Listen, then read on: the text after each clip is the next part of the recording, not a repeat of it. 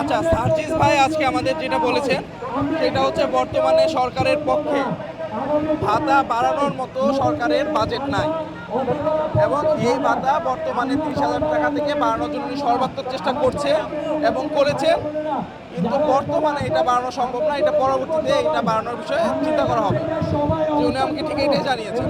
কিন্তু আমরা অ্যাকচুয়ালি যখন বৃহস্পতিবারে আমরা রাজপথে আসলাম, আমরা কিন্তু সার্জিস ভাইয়ের কথাতেই এখান থেকে উঠেছি এবং উনি আমাদের কথা দিয়েছিলেন উনি বৃহস্পতিবার বিকেল 5টার মধ্যে আমাদের এই যৌক্তিক দাবি আদায় করে দিবেন এবং যদি এটা না হয় তাহলে উনি রাজপথে এসে আমাদের সাথে সামিল হবেন।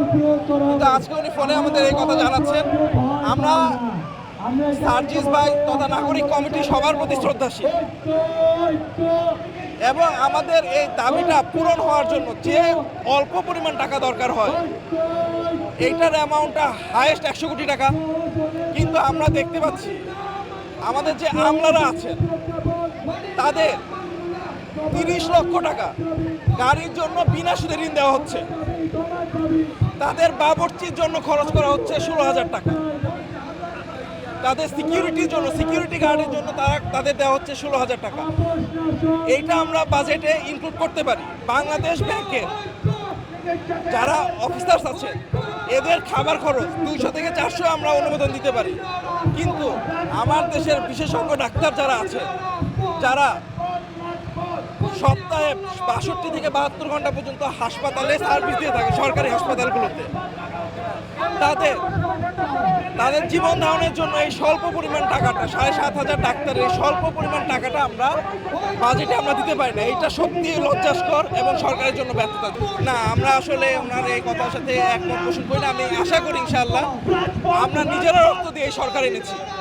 এই কমিটিরও 2 জন আমি নিজে বুলেট খাওয়া, তো ইনশাআল্লাহ আমাদের রক্তের বিনিময়ে যে সরকার দাঁড়িয়ে আসছে সেই সরকার এবং সেই সরকারের ভিত যারা ধরে আছেন তারা সবাই আমাদের প্রতি সম্মানশীল হবেন। তারা যে কথা দিয়েছেন সেই কথা তারা রাখার জন্য সর্বাত্মক চেষ্টা করবেন, আমরা তাদের কাছেই আসি।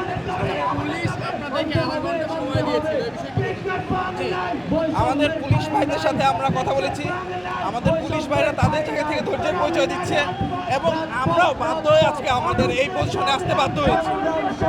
তো আমাদের তরফ থেকে এই রাস্তা ছেড়ে আজকে উঠিয়ে যাওয়ার কোনো সম্ভাবনা নাই।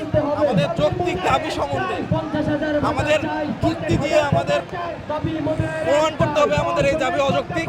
যদি এটা প্রমাণ করা না যায় তাহলে অবশ্যই আমাদের দাবি পূরণ করতে হবে, তা না হবে আমরা রাস্তা ছাড়ব।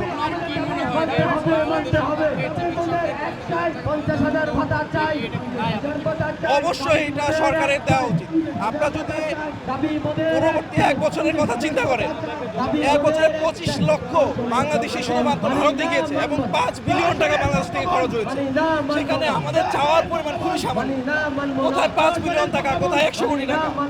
তো রাষ্ট্রের প্রয়োজনে, রাষ্ট্রের চিকিৎসা খাতের উন্নয়নের জন্য অবশ্যই এই বিশেষজ্ঞ ডাক্তারদের বিনিয়োগ করা উচিত এবং সারা বিশ্ব এই বিশেষজ্ঞ ডাক্তারদের পেছনে বিনিয়োগ করে থাকে। শুধু বাংলাদেশ না, পুরো এশিয়ার মধ্যে সর্বনিম্ন ভাতা দেওয়া হয় বাংলাদেশ বাদে এশিয়া, ভুটানে, পুরো দক্ষিণ এশিয়ার মধ্যে।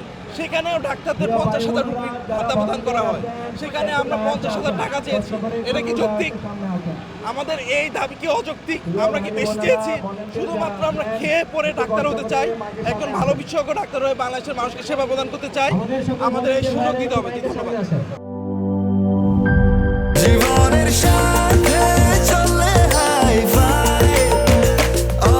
স্বাস্থ্যকর অল টাইম, সব সময় অল টাইম হেলদি লাইফ।